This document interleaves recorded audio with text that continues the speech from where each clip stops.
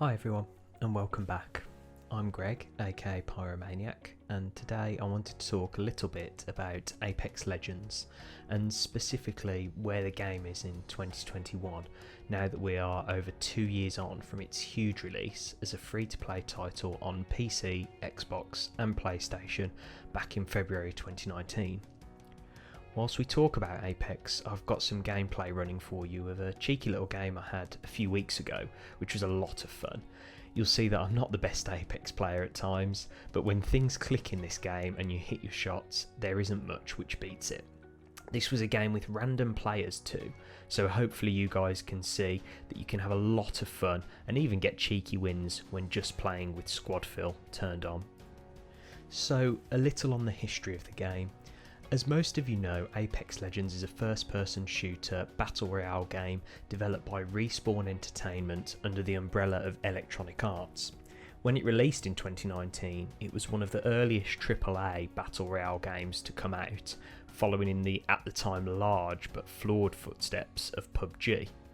At the time of release, all games were played with 20 teams of 3 players, totaling 60 players, each entering the fray with only one being crowned the Apex champion in each game. The twist this game had on other BR titles at the time was that each player got to choose a legend at the start of each game. At release there were 8 legends, each with unique abilities which added fun and interesting mechanics to the first person shooter elements of the game. It's fair to say that the game was huge on release. It went down very well and accumulated a strong player base, including myself, who really felt that the weapon mechanics, movement mechanics and general feel of the game hit just the right spots and brought us something which other battle royales had not at that time.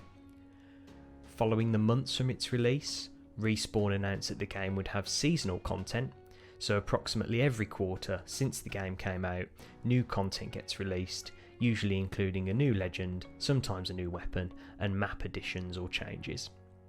At the date of this video, the game is now in its 8th season and now has 16 legends to choose from and 3 maps. Apex has kept a fairly strong and dedicated player base over the years since its release. As with most live service games, the player base drops off after the first few months of hype, but there is almost always a resurgence with the start of a new season of content. I think this shows the general strength of the game such as Apex, where players return and get more enjoyment out of it when new content is released. I personally played Apex quite a lot during the first year of release, but began to play less towards the end of the first year of its lifespan as other games released and caught my interest. That said, Apex kept a generally strong base of players throughout the first year of its life and kept people interested and returning with the release of each season and associated content. A new map, 3 new legends, 2 new weapons and ranked play were all introduced to the game during year 1. In addition, multiple weapon balancing and changes were introduced throughout the year to keep the game fresh and competitive. The game was not without its controversies, particularly relating to loot boxes during one of their seasonal events, but on the whole, Apex continued to enjoy a fairly consistent player base and core of dedicated fans over the first year. The second year of Apex remained relatively strong, with regular content and seasonal releases even throughout the time of the pandemic. 4 new legends, a new weapon and a new map were all added. The same as year 1, consistent changes to weapons, legends and balancing help keep the game in a good place and feeling fresh. Towards the end of year 2, into this the 3rd year of Apex's life, crossplay was brought to the game. I think this took a little longer than it should have, but I have no doubt that the impact of the pandemic did slow this implementation down, which can't be helped. Implementing crossplay to Apex has not been hugely game changing, in part due to the way crossplay works in the game. So if a PC player and a console player queue together, they're just placed in PC based lobbies. Although with that said, it certainly has opened the game up to more people to play with a wider group of friends, which can only be a good thing for Apex and its continued life. Shortly following the release of Season 8, the most recent season, Apex Legends has also been released on the Nintendo Switch with cross-play available.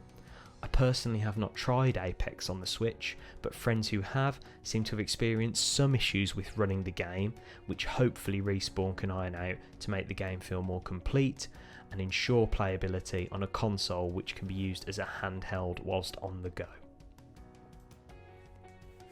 Maps and map quality are a key component of any good Battle Royale game. As I mentioned, during the game's life, Respawn have added new maps and made changes to the existing maps at the start of each season. The current maps in Apex are Kings Canyon, which is the original map but which has been subject to multiple updates, World's Edge, which was added in Season 3 and has also been updated multiple times, and the newest map, Olympus, which is just a season and a half old. Respawn have tried various different ways to manage the use of multiple maps in the game. Their concerns, as they've communicated them to the community, were to make sure that queue times were not inordinately long, either for everyone or for players who only wanted to play certain maps. Extended queue times would be experienced due to splitting the player base more, with the more maps which are available to play at any one time. For example, if 2 maps are available, then you're splitting the player base in 2 across those 2 maps. If you then factor in the option for people to play in a duo team or a trio team, then that suddenly split the player base 4 ways. Add the option of rank play into the mix, and you suddenly have a sizable split in the player base, which would likely add significantly to queue times for the game. The way this has been addressed, I think successfully, is that there is currently a map rotation which changes hour by hour. Presently, in Season 8, 2 of the 3 available maps are being rotated, Kings Canyon and Olympus. For rank play, there is also a rank split so that the first half of the rank season is played on one map and the other half of the season on the second map. The weapons and gunplay in Apex have been one of its major strengths throughout its lifetime to date. All weapons feel varied from one another, and each weapon is suited to varying styles of engagement across each of the maps in Apex. Once you've picked up a weapon in Apex, you pick up attachments which modify different aspects of the weapon, such as handling, recoil, magazine size, damage type and fire rate. Attachments vary in quality, from white quality adding the smallest improvement to the weapon, to gold quality offering the best improvement. This rewards players for looting consistently throughout the game. Inevitably, the top teams will usually have the best attachments on their weapons to help them consistently deal good damage to the opposing team. Weapon attachments are cycled and changed from season to season in Apex, which helps keep the weapons and game as a whole feel fresh. Some weapons are even modified and cycle between ground loot and care package loot, which has helped to balance the game and just keep more variety in the content which Respawn puts out each season.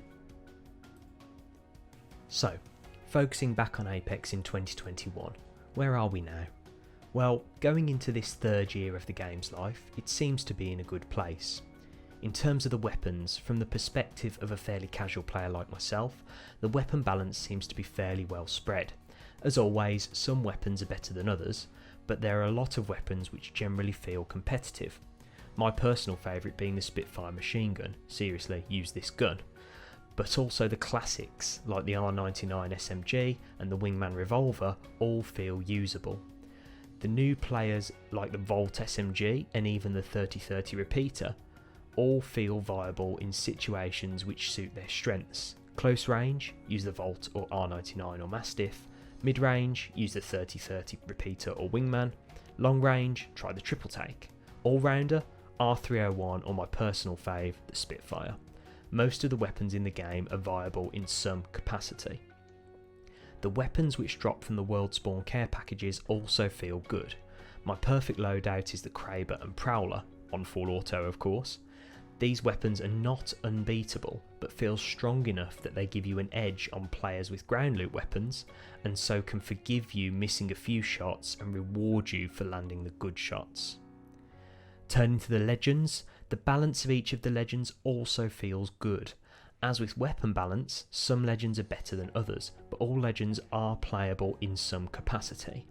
I do think that Wraith may have been slightly overnerfed in the latest patch, but she isn't unplayable. I do also think that Lifeline is in an extremely strong place right now in the hands of a decent player and team, but she's not unbeatable, she just needs to be a priority target.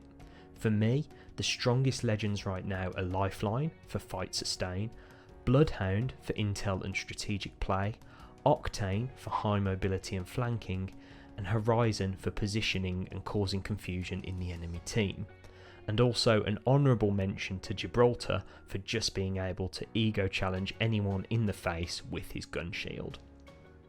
In terms of the maps, as I mentioned before, the map rotation system in Apex works well. Playing on each of the maps is fun, and players are rewarded for good map knowledge. Regular map updates keeps the game feeling fresh. My only very slight criticism is the ease of third partying on most of the maps. A combination of map layout, gunshot sound cues and legend mobility means that if you have a gunfight with another squad which lasts for more than a couple of minutes, another squad is going to get in on the action. In principle this is fine, it keeps the game action packed and rewards good positioning, strategy and map knowledge for squads that are prepared for the third party to intervene. It also allows the third partying squad to capitalise on their aggressive gameplay. However, the frustration can kick in when you win a hard fought battle with say one player left in your squad, teammates' beacons recovered, and a full squad of 3 just swoops in and kills your last teammate. Suggesting changes to avoid this is outside the scope of this video, but I thought it worth mentioning as the ease of third partying has been a quirk of Apex since its release and remains so to this day. If you're going to play Apex in 2021, be prepared, you have to take this in your stride. So, Apex Legends in 2021. It is still a great game, and I would fully recommend anyone who enjoyed Apex at or around launch to give the game a bit more time this year. I think there are definitely more hours of fun to be had from this game in 2021, and even beyond, as long as Respawn keep developing the game as a live service. If you have never played Apex Legends before, but enjoy the Battle Royale genre, give Apex a go. It feels different to many other BR games out there, but in a good way.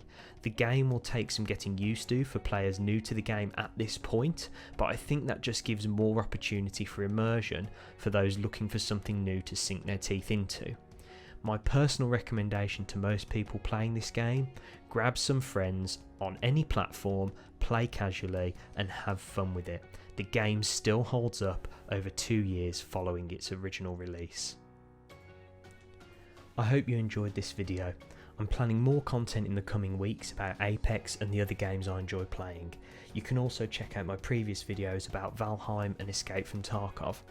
If you think you'll enjoy all of this, then please feel free to subscribe, which will help me massively in building this channel. I also stream daily on Twitch, and you can find a link to my channel in the description of this video. I'll be playing Apex and lots more right there. Thanks so much everyone, I'll see you all soon.